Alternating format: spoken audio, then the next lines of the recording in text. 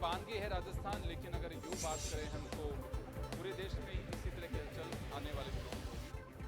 BJP प्रधानमंत्री नरेंद्र मोदी के 12 साल सरकार के पूरे होने पर यूँ तो देखें तो 26 मई को उन्होंने पहली बार शपथ ली थी, लेकिन बीजेपी एक पखवाड़ा मनाना चाह रही है 5 जून से 21 जून तक, जिसमें समाज, कार्यकर्ता सभी को जोड़ने की कोशिश की जाएगी। लेकिन इसी बीच विपक्ष और हमलावर रहेगा, उसने भी अपनी रणनीति बना ली है। रणनीति इस बात को लेकर के है कि महंगाई और कानून व्यवस्था भाजपा शासित राज्यों में किस तरह की है। राजस्थान को लेकर के लगातार यहाँ प्रदर्शन चल रहे हैं और विपक्ष भी हमलावर है, सत्ता पक्ष अपनी ओर से बात कर रही है। सत्ता पक्ष ने अपनी टोलियां बना करके पूरा मजमून तैयार कर लिया है कि किस तरह से जनता के बीच जाना है। कहने का मतलब यह है कि इस बार, हालांकि पहले भी इस तरह का पखवाड़ा मनाया गया है, सुशासन पखवाड़ा मनाया गया अटल जी के जयंती पर, उनके पुण्यतिथि पर। अभी मोदी जी के 11 साल पूरे हुए थे तब भी किया गया, 10 साल पूरे तब भी किया गया। लेकिन अब की बार महंगाई और जिस तरह से एग्ज़ाम्स की बात हो रही है, वो राजस्थान में काफ़ी इसको लेकर के हल्ला है। तो आज इसी को लेकर के हम चर्चा करेंगे। हमारे साथ वरिष्ठ पत्रकार उमेंद्र दादी साहब हैं, भाजपा से हमारे साथ में वीरेंद्र शर्मा साहब हैं, कांग्रेस से राजकुमार शर्मा जी हैं। सभी का स्वागत है। उमेंद्र जी, लंबा एक्सपीरियंस है, आप पॉलिटिकल चीज़ों को बहुत नज़दीक से देखते भी हो, वर्षों से देखते आ रहे हो। हर पार्टी अपना एक पखवाड़ा, जागरूकता अभियान बहुत सारे अलग अलग तरीके से चलाते हैं। बीजेपी भी प्रधानमंत्री जी के 12 साल का सफ़र एक पूरा करने पर एक अभियान चलाएगी 15 दिन का। लेकिन क्या लगता है आपको कि राजस्थान में पहले गर्मी, हीट वेव का अलर्ट और इस बीच सियासी पारा और चढ़ सकता है? क्योंकि विपक्ष भी, यानी कि खासकर कांग्रेस ने पुष्कर में एक प्रशिक्षण शिविर चल रहा है जिसमें जिलाध्यक्षों को बुलाया गया है और वहाँ का जो अभी पता चल पा रहा है, क्योंकि उनके पास में उपलब्धि के नाम तो कुछ है नहीं, अभी क्या बताएंगे कि भाई ठीक हमारी सरकारों में वक्त आज वो ऑफेंसिव है, डिफेंसिव हमेशा सत्ता पक्ष को होना पड़ता है। वो कह सकते हैं कि देखिए सरकार ने ये काम नहीं किए, तो उनकी भी तैयारी पूरी रहेगी। बिल्कुल। देखिए योगेन जी, जो सत्ता में है उनको अपने उपलब्धियों की बखान करने का अधिकार करना चाहिए और विपक्ष को उनको कोसने का काम करना भी चाहिए। लेकिन सही बात यह है कि भूखे पेट भजन नहीं हो गोपाला, ले तेरी कंठी ले ये माला। जनता को आपके अभियान पखवाड़ों में इतना इंटरेस्ट नहीं है। वो आपकी पार्टी के कार्यकर्ताओं को हो सकता है, दोनों की पार्टियों को, क्योंकि उनको ये तो एक बाध्यता है, उनको उस पखवाड़े को, अभियान को सफल बनाना उनकी एक मजबूरी भी होती है। लेकिन जनता ये देखती है कि मैं कहाँ प्रभावित हो रहा हूँ, सीधा सीधा मुझ पर कहाँ असर होने वाला है। आप ठीक है, जो कुछ चीज़ें हैं कांग्रेस ने जो गलतियां की, उसके उस गलतियों की सजा देने के लिए तो हम आपको सत्ता में लेके आए। आप यदि ये कहते हैं कि उनके समय में ऐसा था, हमारे समय में ऐसा हो गया, तो क्या है? अरे इनके समय की सजा, इनके समय में गलत था, उसी तो हमने आपको सजा दी, आपको इनाम दिया। लेकिन सही बात यह है कि पखवाड़े के साथ साथ में आम व्यक्ति की आवश्यकताओं को समझना चाहिए। पखवाड़े, देखो विपक्ष है, विपक्ष तो आपको घेरेगा, और क्योंकि आप सत्ता में हैं तो इसलिए आपकी जवाबदेही बनती है हर बात का जवाब देने की। हम जवाब आपसे ही मांगेंगे, बाकी किससे मांगना चाहिए? आज कांग्रेस वालों से कहें कि आपके समय में ऐसा था साहब, था जो भी था। लेकिन आज क्या है कि जवाब देना पड़ेगा भारतीय जनता पार्टी को। इस समय क्या है, मोदी जी ने आह्वान किया, एक बहुत अच्छा आह्वान किया कि मितव्ययता होनी चाहिए, लेकिन मुझे कहीं मितव्ययता भी नजर नहीं आ रही। वही उसी प्रकार का कि आप यदि बस से जा रहे हैं, ट्रेन से जा रहे हैं, उसी प्रकार का लवाजमा हो रहा है। आपको ट्रेन पे छोड़ने के लिए लवाजमा लेके जा रहे हैं। कहाँ, यदि आप केवल अपनी वाहवाही करने के लिए एक कोई सिपाही बैठ गया एसी चला के और आप उसकी रील बना के सोशल मीडिया पे डाल, ये आपका काम नहीं है। आप 3 मिनट में 16 गालियां निकाल दो, ये आपकी उपलब्धि नहीं है। आपके जो युवा मोर्चा के इनके जो प्रदेश अध्यक्ष किस प्रकार के शब्द बोलते हैं, ये आपकी उपलब्धि नहीं है। आपकी उपलब्धि होनी चाहिए कि हमने, कांग्रेस ने ये गलतियां की थी, हमने इनको सुधार के काम किया, हमने जनता को ये दिया। मैं एक बात मान सकता हूं, ठीक इस बात से थोड़ा बहुत मैं सहमत हो सकता हूं कि डीजल पेट्रोल के भाव बढ़ने वाली बात में, उसमें इसलिए मान सकता हूं कि वो एक बाहर विदेशी संकट है। लेकिन कुछ चीजें ऐसे है कि टमाटर महंगा हो जाए, आलू महंगा हो जाए, आटा महंगा हो जाए, घी महंगा हो जाए, वो उसमें विदेशी नहीं है। ये हमारी अर्थव्यवस्था को सुधारने की आवश्यकता है, हमारी जो व्यवस्था है उनको सुधारने की आवश्यकता है।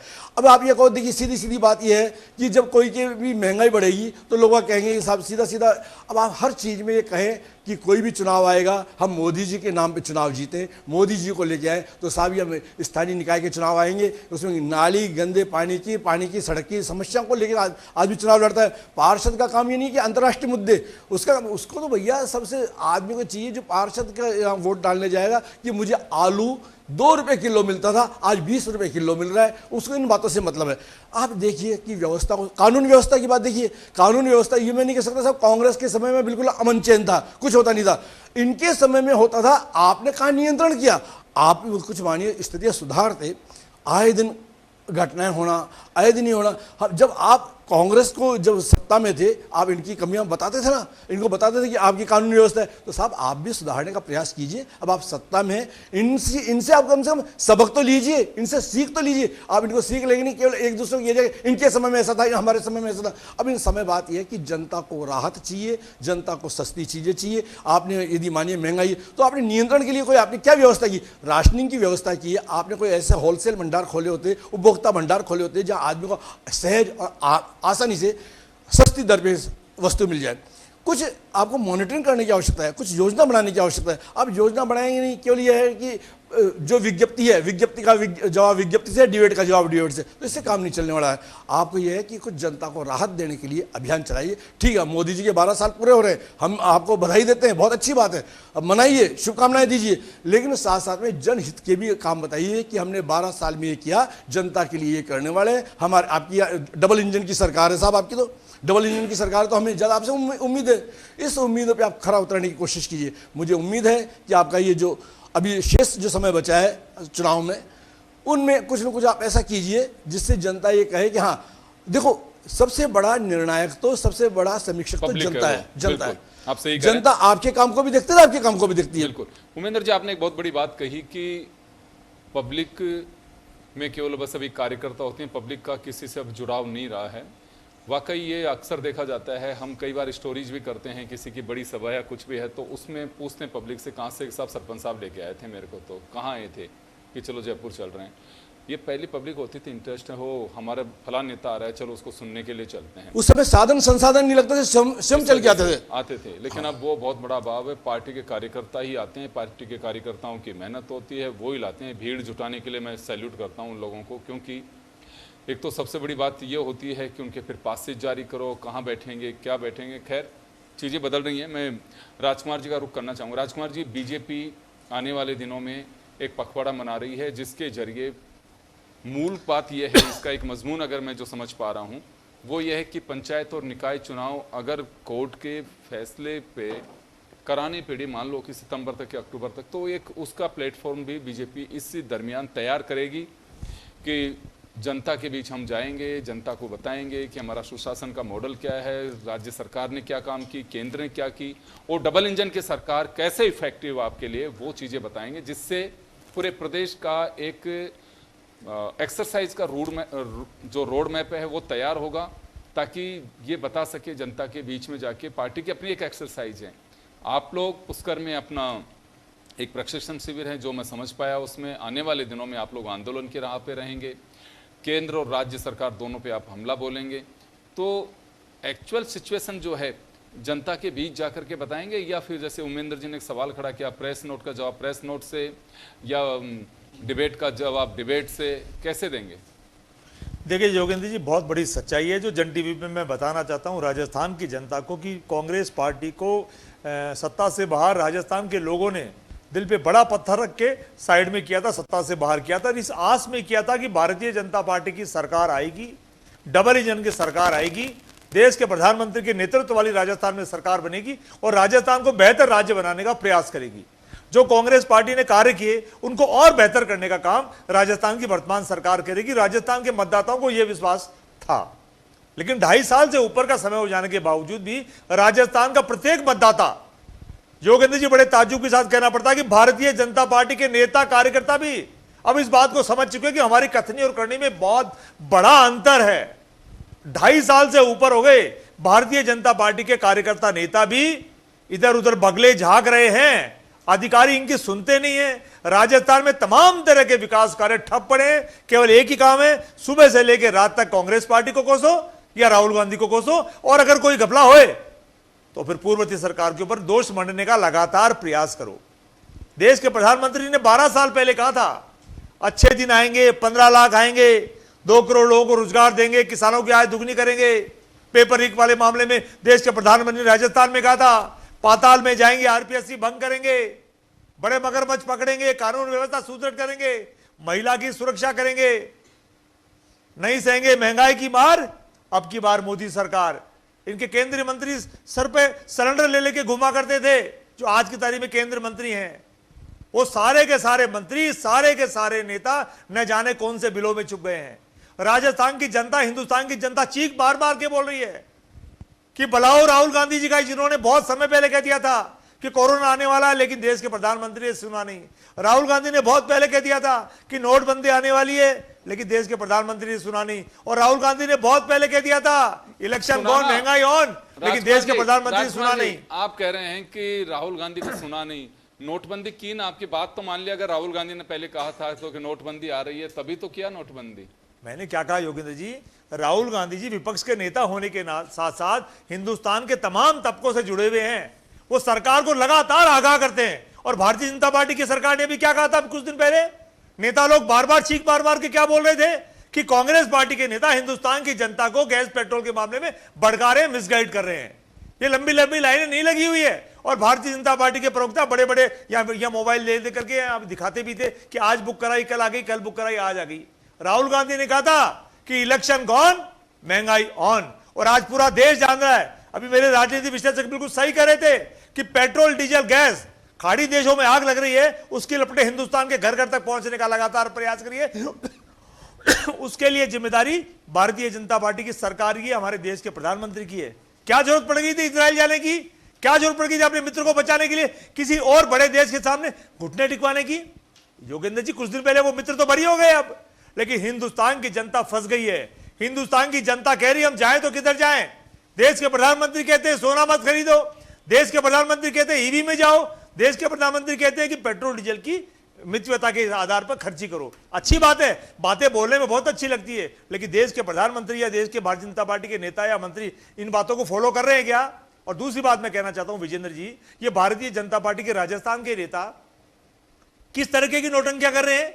अभी मेरे राजनीतिक विश्लेषक बता रहे थे, कैबिनेट मंत्री सिपाहियों को धमका रहे हैं, कैबिनेट मंत्री गालियां बक रहे हैं। मैं एक बार जवाब दिलवाता हूं। राजस्थान की जनता की संभालने की बजाय भारतीय जनता पार्टी के नेता केवल रील बनाने का काम कर रहे हैं, देश के प्रधानमंत्री को, आलाकमान को खुश करने के लिए। मैं वापस आऊंगा आपके पास में, क्योंकि अभी हमारे पास में थोड़ा समय, एक राउंड और लूंगा मैं।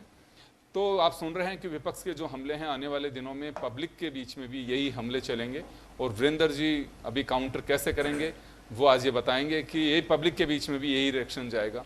वीरेंद्र जी, आप लोग जाएंगे पूरा एक पखवाड़ा, जिसका अपने वृक्षारोपण से लेकर तमाम चीज़ें, कैसे प्रेस कॉन्फ्रेंसेज करेंगे, सारा रोड मैप तैयार कर चुके। कांग्रेस कर रही है। अभी कांग्रेस के बड़े 2 मुद्दे होंगे राजस्थान में, कानून व्यवस्था और महंगाई। हालांकि देशव्यापी आंदोलन करने की तैयारी है इनकी, उस प्रशिक्षण शिविर का जो मसौदा है वो बन भी गया है। लेकिन फिलहाल अगर राजस्थान की बात कर लेते हैं तो राजस्थान में 2 बड़े मुद्दे होंगे, कानून व्यवस्था और महंगाई। बेरोजगारी भी इसी के साथ में लेके आएंगे। तो ये आपका जो पखवाड़ा होगा उसके बनाम ये सब चीजें चलेंगी। जैसे अभी राजकुमार जी कह रहे थे, कहाँ गए वो दिन? देखिए योगेंद्र जी, बड़ी हास्यास्पद स्थिति थी मेरे मित्र कांग्रेस के प्रवक्ता की। उसी प्रकार थी जैसे इन्होंने अपने राजकुमार को देश का भविष्यवक्ता बताया। और भविष्यवक्ता भी वह जो 99 चुनाव हार के शतक लगाने वाला है, चुनावी हार के। किसी भी राजनीतिक पार्टी का परिणाम और इतिहास जब देखा जाता है तो देखा जाता है कि वो कितने चुनाव जीत चुके हैं, कहाँ कहाँ उनकी सरकार है। कांग्रेस अपने गिरबान में देख ले, कहाँ कहाँ उनकी सरकार है, उनकी स्थिति क्या हो गई है, 99 चुनाव क्यों हारे। फिर भी यह उनका आंतरिक विषय, मैं उस पर नहीं जाना चाहूंगा। इन्होंने जो बात कही उसको जरूर लेना चाहूंगा इस चैनल के माध्यम से। राजस्थान की जनता को और हिंदुस्तान की आम जनता को समझना चाहिए, महंगाई एक बड़ा विषय जो कांग्रेस बार बार कह रही है। 1980 के वह दिन मैं कभी नहीं भूल सकता जब इस देश में 26% की महंगाई दर थी। और यही नहीं, 2004 से 2014 का प्रतिशत निकाल के देख लीजिएगा, महंगाई की दर 8% से लेकर 12% तक थी। 8% से कम कभी नहीं रही। 2014 से लेकर 2024 तक का रिकॉर्ड दे रहा हूं आपको, 5% से ज्यादा महंगाई दर कभी नहीं रही। औसत वार्षिक अगर महंगाई दर देखेंगे तो केवल 3% रह गई। किस महंगाई की बात कर रहे हैं मेरे मित्र? वही नाप लीजिए, किसी भी प्रकार आंकड़ों की तुलना कर लीजिए और महंगाई की वृद्धि दर देख लीजिए, भारतीय जनता पार्टी ने आम जनता की भलाई के लिए कार्य किया। एक सुशासन का मॉडल जिस प्रकार इस देश को दिया इन 12 वर्षों में, आप समझिए आज भारत में विश्व की सबसे बड़ी ऊंचाई वाली रेलवे ब्रिज है, भारत में है। आज विश्व का सबसे बड़ा क्रिकेट स्टेडियम भारत में है। आज विश्व की सबसे बड़ी टनल अगर कोई है तो भारत में है। आज विश्व का सबसे बड़ा real time DBT payment system अगर कहीं पे है वह भारत में। यह सब कैसे संभव हुआ? यह सब संभव हुआ नरेंद्र मोदी जी के नेतृत्व में। और यही नहीं, हमने क्या किया है, हमने जो कांग्रेस कहती आ रही थी, नेहरू जी से, इंदिरा गांधी जी से, राजीव गांधी, सब पूरा खानदान प्रधानमंत्री बन गया, उसके बाद नहीं कर पाए, गरीबी दूर नहीं कर पाए।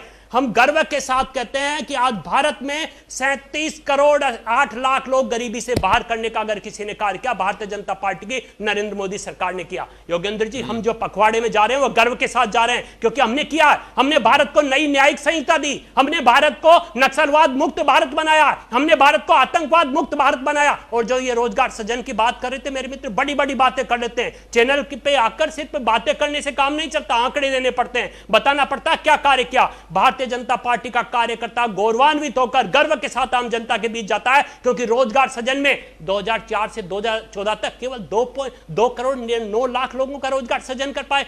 10 वर्षों में 17 करोड़ 9 लाख लोगों का रोजगार सृजन अगर किसी ने किया तो नरेंद्र मोदी की सरकार ने किया। और यही नहीं, आप देखिए कितने प्रतिशत घरों में नल से जल आते थे, केवल 16%। आज 81% घरों में नल से जल अगर कोई ला रहा है तो नरेंद्र मोदी सरकार लेकर दिखा रही है। इनके नेता तो सिर्फ घोटाले में जेल में बंद है, इसी मिशन में घोटाले में जेल बंद है। मैं एक बात कहना चाहूंगा, नहीं, आप किसी भी तरीके के मानक देखिए, स्वच्छता के मानक देखिए। वीरेंद्र जी जी, इसकी मैं एक बात, ये तो आप लोगों के दावे हैं, नहीं दावे नहीं, जमीनी हकीकत का पता है कि आप कह रहे हैं कि महंगाई उस वक्त जो थी उससे कम थी। अभी इसका मैं निर्णय उमेंद्र जी से कराना चाहूंगा। एक मिनट लेना चाहूंगा योगेंद्र जी, 1 मिनट आपका लेना चाहूंगा, फिर उमेश जी जो कहें। जो मैंने अभी आपको गरीबी दर बताई कि गरीबी दर 39 करोड़ लोगों को हम बाहर लेके आए, यह वर्ल्ड बैंक के सूचकांक है, संयुक्त राष्ट्र संघ के सूचकांक है। भारतीय जनता पार्टी तो कह नहीं रही है। बताइए मुझे एक बात, सुनिए, आप ये बताइए कि 37 करोड़ 39 करोड़ लोगों को आप बाहर लेकर के आ गए, 80 करोड़ लोगों को राशन दे रहे हैं क्योंकि वो गरीबी रेखा के नीचे रह रहे हैं। तो देश की आबादी 1,40,00,000 करोड़ है, तो फिर और को मतलब जो सुनिए, हाँ मैं सुन तो कितने लोग हैं? उमेंद्र जी आपके पास में आना चाहूंगा, आंकड़ों का खेल है, जमीनी हकीकत क्या है इन सब चीजों। देखिए योगेंद्र जी, जब से मैंने होश संभाला है महंगाई को तो देखता आया हूँ। 1980-85 की 90 की आप बातें करें, उस समय तो हम लोग कहीं खरीदने वाले नहीं थे, हम तो बाप जी का रास्ता चलता था, उनकी जिम्मेवारी भी जाने। अब व्यवस्था हमको देखनी पड़ती है, तो हम ये लोग देखते हैं ये महंगाई की मार तो अब हम पे सीधी सीधी पड़ी है। हम ये कहें कि हमारे बाप दादाओं के समय में कितनी सस्ताई थी, महंगाई थी, उसकी बातें नहीं। पहले के लोगों के समय में तो क्या है कि 25 पैसे का घी आता था, जमाना था, उन बातों को छोड़िए। सवाल यह है कि आज आम व्यक्ति के सामने सबसे बड़ा मुद्दा आएगा तो विकास से ज़्यादा बड़ा मुद्दा आता है महंगाई का। कोई भी चीज़ आपने बहुत अच्छे काम किए होंगे, सड़क बना दी, देश का नाम रोशन कर दिया आपने, ऑपरेशन सिंदूर में जाने बहुत अच्छे काम किए होंगे, लेकिन इन सब बातों पर क्या है कि सबसे बड़ी बात जब आएगी महंगाई की तो उसका आप लोगों के पास कोई जवाब नहीं है। रोजगार की बात की तो मुझे मालूम नहीं है। वीरेंद्र जी सुनिए, रोजगार की बात होगी तो आप वीरेंद्र जी के घर में कितनों को नौकरी लग गई, कितनों को सरकारी नौकरी, राजकुमार जी के घर में कोई को लग गई तो मुझे पता नहीं है। मेरे परिवार में, मेरे घर में तो किसी की लगी नहीं है, ना मेरे कोई जानने वाले की लगी है। कुल मिला के आज भी आपने कई मनरेगा था, इनमें जो काम होते थे वो भी आपने बंद कर दिए। यानी जनता को डेली कुआं खोदना पड़ता है, डेली पानी पीना पड़ता है। आप आंकड़ेबाजी कुछ भी कीजिए, आप राजनीतिक ही लोग हो, आपके पास क्या है कि बहुत अच्छी अच्छी बातें, वाक क्षमता आप लोगों की बहुत अच्छी है, सरस्वती आपकी वाणी पे बैठी हुई है, सब कुछ आप बता सकते हो, लेकिन सीधी सीधी बात है जनता के बीच हम जाते हैं, लोगों के बीच हम जाते हैं, आपके कार्यकर्ताओं के बीच हम जाते हैं, दोनों पार्टियों के। हम जानते हैं कि किस प्रकार की स्थिति है। आप जाइए कच्ची बस्तियों में जाइए, आप महंगाई की बात, ये आपके आलिशान लोगों की मत कीजिए, आपके MP MLA के परिवार की बात मत कीजिए, बात उनकी कीजिए जो BPL श्रेणी का व्यक्ति है, बात उनकी कीजिए जो आपका सामान्य कार्यकर्ता है। आपके यहाँ पे बहुत से लोग हैं, केवल ये है कि कई दफा तो ये स्थिति होती है कि व्यक्ति के मुंह पे आप इतना बड़ा ताला लगा देते हो, राजनीतिक ताला, वो कुछ बोल नहीं पाता है। लेकिन जनता में जब आएगा, यदि आप महंगाई के नाम पे वोटिंग करा के देख लीजिए, मालूम पड़ जाएगा दोनों पार्टियों के हिसाब से क्या आपकी स्थिति। कुल मिला के बात यह है कि महंगाई का समाधान करने की कोशिश कीजिए, जनता को राहत दीजिए, कानून व्यवस्था को सुधारिए। आप ये मत कीजिए कि इनके समय में ये थे, बहुत अच्छे अच्छे आपने आंकड़े पेश किए, आपके जो अध्ययन के लिए तो आपको धन्यवाद, बहुत अच्छा अध्ययन करके आए आप। लेकिन साथ साथ में बताइए कि आप राहत देने की क्या व्यवस्था है, आपकी क्या प्लानिंग है, किस प्रकार से आम जनता को गरीबी से बचाओगे, हम तो ये जानना चाहेंगे आपसे। चलिए, समय कम है, मैं डेढ़ मिनट आप लोगों के पास में आना चाहूंगा। मैं वीरेंद्र जी, आप जवाब दे देना। राजकुमार जी, आपके पास में आना चाहूंगा। वीरेंद्र जी ने बड़ी उपलब्धियां बताई हैं कि ये हुआ, और आज भी आप लोग कहते हैं कि महंगाई की बहुत बड़ी मार है, लेकिन बीजेपी इसको स्वीकार नहीं कर रही। रोजगार काफ़ी दे दिया, लोगों की आर्थिक स्थितियां बदली हैं, वर्ल्ड बैंक के आंकड़े बता दिए, फिर और क्या चाहिए आपको? क्यों विरोध कर रहे हो फिर आप? योगेंद्र जी, ये बीजेपी वाले हैं ना, झूठ बोलने में बहुत माहिर है। अब इसमें क्या झूठ कह रहे हैं? आंकड़े बहुत, ये आंकड़े पेश करने में, झूठ बोलने में दुनिया की सबसे बड़ी पार्टी है, और इनकी बातों में जो आ गया वो दुख पाएगा बाद में। राजस्थान के लोग दुख पा रहे, 2.5 साल ही हुआ है अभी तो, आधा भी कार्यकाल हुआ है अभी तो। मंत्रियों को यही समझ में नहीं आता कि बैठे कैसे, काम कैसे करें। योगेंद्र जी, 12 साल तो इन्होंने हिंदुस्तान वर्ल्ड बैंक के आंकड़े लिए है। आप भी बता दो ना कि ये झूठे आंकड़े। देखो, मेरा जैसा व्यक्ति के संतुष्ट आप राजनीतिकों से, आप ही बताइए इनके आंकड़ों को झूठे साबित कीजिए आप। तो मैं बता रहा हूं ना, राजस्थान की जनता 2.5 साल से इन्होंने राजस्थान की जनता का खून चूसा, और 12 साल से देश में हिंदुस्तान की जनता का इन्होंने खून चूसा, और आज के लिए आम चूस रहे हैं। तो राजस्थान की जनता कह रही है आप तो आम चूस रहे हो, और हमारे घर में आम ही नहीं आ रहा है। योगेंद्र जी, बड़े दुख के साथ कहना पड़ता, हमारी गली में एक छोटा सा उदाहरण दूं, एक सब्जी वाला है जो लगातार सब्जी लेके आता है दोनों टाइम, सुबह और शाम। वो पिछले 7-8 दिन से कबड्डी का काम कर रहा है। तो मेरी माताराम ने उससे कहा कि भैया सब्जी क्यों ला रहे हो, कि साहब बहुत महंगी आ रही है। हमारा बस की बात करो, 20 सब्जी लिया था लोगों के बीच में बेच बाकी। ये एक आम गरीब ठेले वाले की कथा है जो भारतीय जनता पार्टी के नेताओं को सुनाई देती भी नहीं है। इनको तो अपने उद्योगपति मित्रों को दिखाई देती है। और ये कह रहे थे 140 करोड़ लोग हिंदुस्तान में रहते हैं, उसमें से 80 करोड़ लोगों को तो ये खाद्य सुरक्षा दे रहे हैं, और ये फिर कह रहे हैं आम आदमी की सरकार है। तो मैं इतना कहना चाह रहा हूं कि आम जन को आपने गरीब कर रखा है। आम आदमी चाहता है रोटी कपड़ा मकान, उस पर आपका ध्यान है नहीं। शिक्षा चिकित्सा पे आपका ध्यान है नहीं। राजस्थान में किस तरह से बहन बेटियां सुरक्षित है या नहीं है, रोजाना मोटे मोटे अखबार, पुते हुए अखबार आते हैं। भ्रष्टाचार की आप बात करें, भ्रष्टाचार भागा वहीं है, भ्रष्टाचार कोई खत्म नहीं हुआ है। किसी भी महकमे में हो, चले जाइए, ड्रामेबाजी पूरी करते हैं। एक सीएस से पहले ड्रामे करते थे, वो आजकल न जाने कहां है, वो आजकल न जाने गए। दूसरे सीएस आए, वो बटरिंग करने में लेते हैं। ये सीएस की जिम्मेदारी नहीं होती है कि वो बटरिंग करे, ये सीएस की जिम्मेदारी नहीं होती है कि वो जाकर 9:30 बजे दफ्तर में रजिस्टर चेक करे। ये विजेंद्र जी, आप ये देख रहे हैं आजकल एक नया ट्रेड और चला है कि जयपुर के कमिश्नर थानों में जाते हैं, जनसुनवाइयां करते हैं, और उसी के अंदर और उसी थाना क्षेत्र में जहां जनसुनवाई चल रही होती है, 200 मीटर दूर पे ब्लड प्रूफ नकली गाड़ियों पर गोलियां चलाई जा रही होती है। और फिर पुलिस वाले क्या जवाब देते हैं? मैं कहना चाहता हूं राजस्थान का सुशासन कायम कीजिए, राजस्थान की जनता ये चाहती है। वीरेंद्र जी, आपके पास मैं आना चाहूंगा। कांग्रेस का तो कहना है कि कुछ नहीं हो रहा है।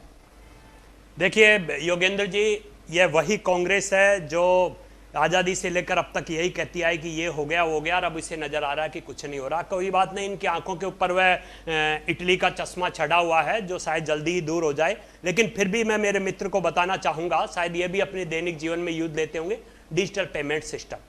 अगर नहीं लेते हो तो ले, जिससे इनको भी पता चले देश कैसे आगे बढ़ रहा है। ये कभी भारतीय रेल में जाकर देखे, जब 60,000 किलोमीटर का रेलवे लाइन का विद्युतीकरण किसने किया? भारतीय जनता पार्टी की सरकार ने किया। ये जयपुर रेलवे स्टेशन पर जाकर देखे किस प्रकार वैश्विक मानक वाला रेलवे स्टेशन बन रहा है। ये क्यों नहीं गर्व के साथ कहते कि आज भारत में सबसे बड़ा विश्व का रेलवे प्लेटफॉर्म है तो भारत में है, विश्व की सबसे बड़ी रेलवे टनल है तो वह भारत में है, विश्व का सबसे बड़ा स्टैच्यू है तो भारत में है, और विश्व का सबसे बड़ा पोषण वाला अभियान और 100% टीकाकरण वाला अभियान अगर कोई है तो मिशन इंद्रधनुष, वो भारत में है। माताओं की सुरक्षा, बहनों की सुरक्षा के लिए अगर किसी ने कार्य किया, उनके स्वास्थ्य के लिए किसी ने कार्य किया तो नरेंद्र मोदी सरकार ने किया। आज गर्व से क्यों नहीं कहते कि आज भारत के प्रत्येक ग्राम पंचायत में पीएससी है? योगेंद्र जी सुनिए, आज भारत के प्रत्येक ग्राम पंचायत में पीएससी है, प्रत्येक जिले में मेडिकल कॉलेज है। ये किसने किया? भारतीय जनता पार्टी की सरकार ने किया, इसलिए गर्व के साथ कहते हैं। आप की बात को आगे बढ़ा रहा हूं। मैंने क्या कहा आपसे कि जमीनी हकीकत का भी ये जमीनी हकीकत नहीं है क्या कि आज प्रत्येक ग्राम पंचायत में पीएससी नहीं, प्रत्येक ग्राम पंचायत में पीएससी, ये जमीनी हकीकत नहीं है। सैनिटरी नैपकिन्स को छोटी, आप मां बहनों की बात कर रहे हैं, सैनिटरी नैपकिन्स का पता ही नहीं कहां पे हैं वो। ये कायदे से मैं जब भी कह रहा हूं कि मॉनिटरिंग की क्या किसी ने, अधिकारियों को लेना देना नहीं होता। बहुत गलतफहमी थी राजनीतिक दलों को कि हमारी सरकार हमारी बात करेंगे, उनको कोई परवाह नहीं है कि आज आपकी सरकार में कल दूसरे की मेयर वही मलाई खाएंगे। ये मोदी के समझ में आ चुके, बोल भी चुके हैं पार्लियामेंट में। तो ये कुछ चीजें ऐसी हैं कि जो धरातली हकीकत पे जरूर चर्चा होनी चाहिए। निश्चित रूप से योगेंद्र जी चुनौतियां ये बताइए कि इनके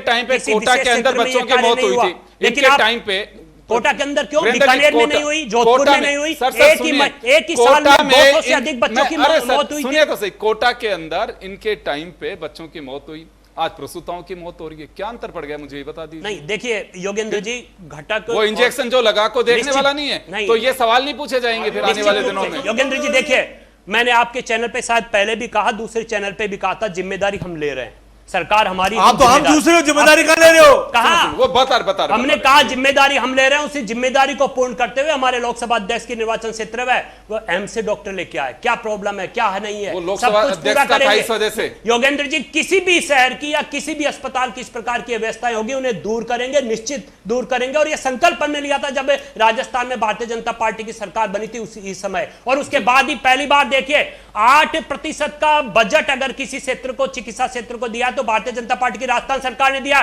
पूरे देश का देख लीजिए, केवल 6% बजट चिकित्सा क्षेत्र को दवाइयां नहीं देते हैं। मिल रही है RGH पूरे देश का। कहां नहीं मिल रही मेरे दुकानें बच्चे? बंद है, अस्पताल बंद है, इलाज बंद है, पेशेंट्स परेशान है। कौन सी सुनिए, कपोल कल्पित कल्पना है सर आपकी? एक बात सुनिए, देखिए आरजीएचएस, हम लोग भी उसमें आरजीएचएस में देखिए इलाज नहीं हो पा रहा। ऐसा मैं हॉस्पिटल में लिस्टेड जो दवाई अगर पूरी मिल रही वीरेंद्र जी, तो आप कल ही जाकर क्या मुझे बता देखिए, देना, आपको मैं बिल्कुल आपका जाते ही आश्वासन काउंटर दूंगा। वाला बोर्ड लगा था योगेंद्र जी, आपने अनुपलब्धता, यह तो कह दिया कि अनुपलब्धता। ये दवाइयां नहीं मिल रही, लेकिन उसके पूरी पीछे का मिल कारण, रही, हाँ, पूरी समझिए नहीं ना, मिल मैं मान रहा हूं कि ये ये नहीं कह दवाइयां रहा सारी नहीं, आप नहीं मिल रही, समझिए, कहीं मिल भी रही। आपके चैनल के माध्यम से जनता को हकीकत पता चलनी चाहिए। क्यों नहीं मिल रही उसका कभी कारण समझा? क्योंकि इसलिए नहीं मिल रही, कांग्रेस सरकार ने उन दवाइयों के जो मानक थे भारतीय अरे 2.5 साल हो गए मेरे मित्र, कब तक कांग्रेस को कोसोगे? अपनी बात आते हैं क्यों बोलने लग जाते हैं? 2.5 साल हो गए, कब तक कोसोगे भारतीय कांग्रेस स्टैंडर्ड के को? जो मानक थे वह भी कंप्लीट नहीं किए मेरे मित्र, उन दवाइयों को वापस करना पड़ा है, इसलिए वो मैं दवाइयां रोकना नहीं मिल रही है। मैं रोकना आपके चाहूंगा। जो कारनामे उन्हें भुगतने चलिए, पड़ मैं रहे रोकना हैं, लेकिन चाहूंगा। आने वाले समय में ये व्यवस्थाएं सही होगी क्योंकि हम संकल्पबद्ध और कार्य कर रहे हैं। चले, मैं माफी चाहूंगा। खैर, अपने अपने दावे हैं। जनता इस हिंदुस्तान को बड़ा, मैं कहूंगा कि हमारे डीएनए में है, कैसे संघर्ष करना है, कैसे आगे बढ़ना है। बहुत ज़्यादा पब्लिक सरकारों के भरोसे नहीं रहती है, खुद का अपना काम करते हैं। हाँ, लेकिन सिस्टम है डेमोक्रेटिक, तो सरकारें जो भी हैं पार्टियों से बनती हैं, हम ही चुन करके बैठाते हैं उनको। लेकिन पहले कल तक कांग्रेस डिफेंसिव थी, बीजेपी ऑफेंसिव थी। आज बीजेपी ऑफेंसिव है, कांग्रेस डिफेंसिव है। ऑफेंसिव, माफ करिएगा, कांग्रेस ऑफेंसिव है, बीजेपी डिफेंसिव, तो थोड़ा सा बदला है। आज जो वीरेंद्र जी कह रहे हैं, कल ही राजकुमार जी कहा करते थे। आज राजकुमार जी आरोप लगा रहे हैं, कल वीरेंद्र जी लगाते थे।